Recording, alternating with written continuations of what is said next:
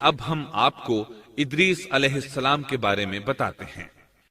ایک حدیث میں ہے کہ آدم اور شیس علیہ السلام کے بعد ادریس علیہ السلام پہلے نبی ہیں۔ ایک دوسری حدیث میں ہے کہ ادریس علیہ السلام پہلے نبی ہیں جنہوں نے قلم کے ذریعے لکھا اور لوگوں کو کتابت سکھائی۔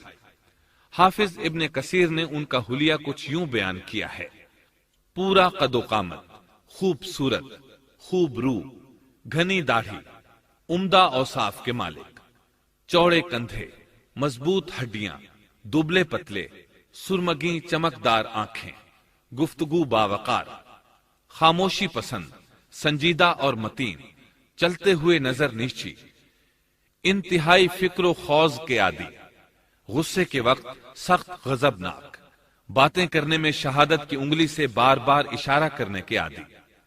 ادریس علیہ السلام شیس علیہ السلام کی شریعت پر عمل پیرا رہے۔ چونکہ ادریس علیہ السلام رسول بھی تھے، اس لیے اللہ کی طرف سے مستقل ان پر شریعت نازل ہوئی، جس کی تشریح و تفسیر کر کے لوگوں کو احکام الہی سے آگاہ فرماتے۔ ادریس علیہ السلام نے جب دیکھا کہ مفسدین ایمان والوں پر ظلم و زیادتی کر رہے ہیں، ان کا فساد بڑھتا جا رہا ہے، اور سمجھانے کے باوجود یہ لوگ باز نہیں آ رہے، تو انہوں نے اپنے پیروکاروں کو جہاد کا حکم دیا۔ ادریس علیہ السلام پہلے شخص ہیں جنہوں نے اللہ کے راستے میں جہاد کیا، غنیمتیں حاصل کی اور دشمنوں کو قیدی بنایا، لیکن غنیمتیں اور قیدی ان کے لیے حلال نہیں تھے۔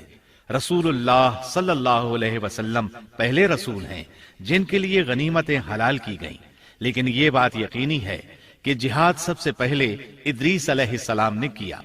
انہوں نے جہاد کے لیے سب سے پہلے ایک لشکر تیار کیا، پھر اس لشکر کو دو حصوں میں تقسیم کیا۔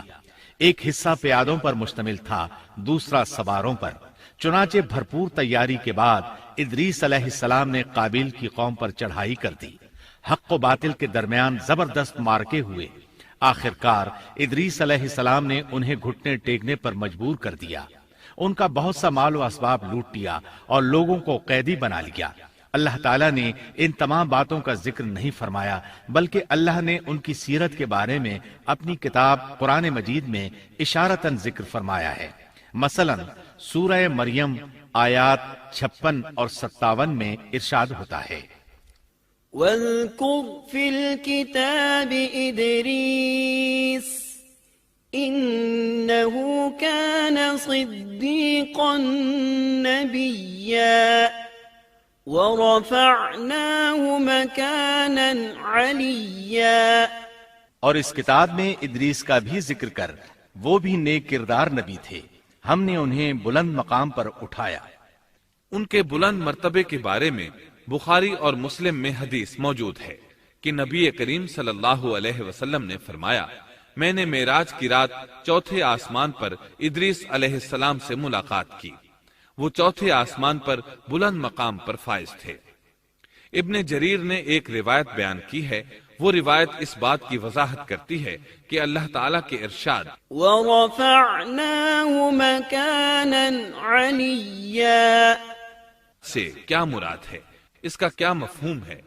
ابن جریر کے علاوہ دیگر بڑے بڑے مفسرین اور مورخین نے بھی اس روایت کو ذکر کیا ہے، لیکن اس کی کوئی صحیح سند نہیں مل سکی۔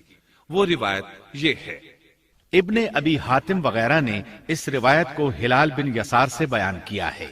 وہ کہتے ہیں، میری موجودگی میں ابن عباس رضی اللہ عنہما نے کعب رحمت اللہ علیہ سے پوچھا، کعب، ادریس علیہ السلام کے متعلق اللہ تعالیٰ کے اس قول وَرَفَعْنَاهُ مَكَانًا عَلِيًّا ہم نے انہیں بلند مقام پر اٹھا لیا کا کیا مطلب ہے؟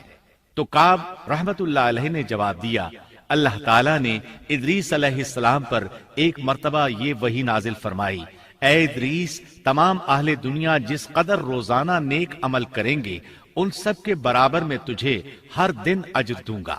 ادریس علیہ السلام نے یہ سنا تو انہیں خواہش محسوس ہوئی کہ میرے اعمال میں روز افزوں اضافہ ہو، اس لیے عمر کا حصہ طویل ہو جائے تو اچھا ہے۔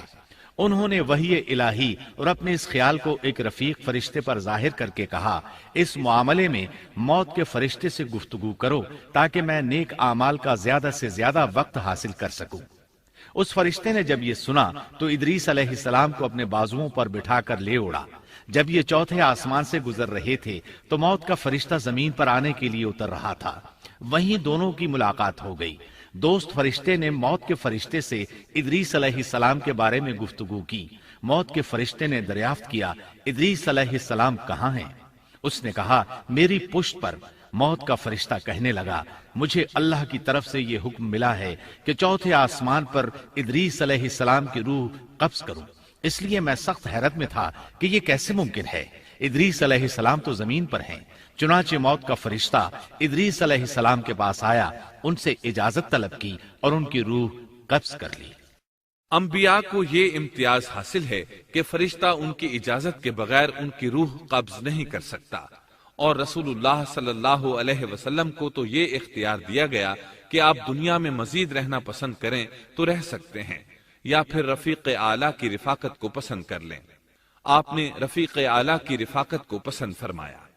اس طرح ادریس علیہ السلام کی روح چوتھے آسمان پر قبض کی گئی۔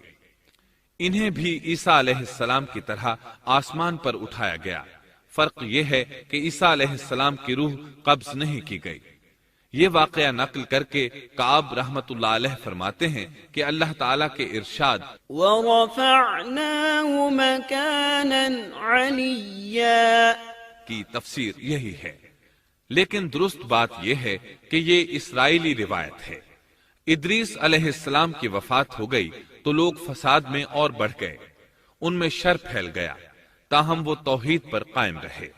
بت پرستی کا ان میں کوئی شعور نہیں تھا۔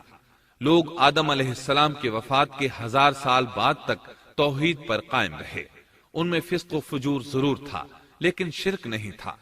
اللہ تعالیٰ کے اس ارشاد كان الناس أمة واحدة دراصل لوگ ایک ہی امت تھے کا یہی مطلب ہے۔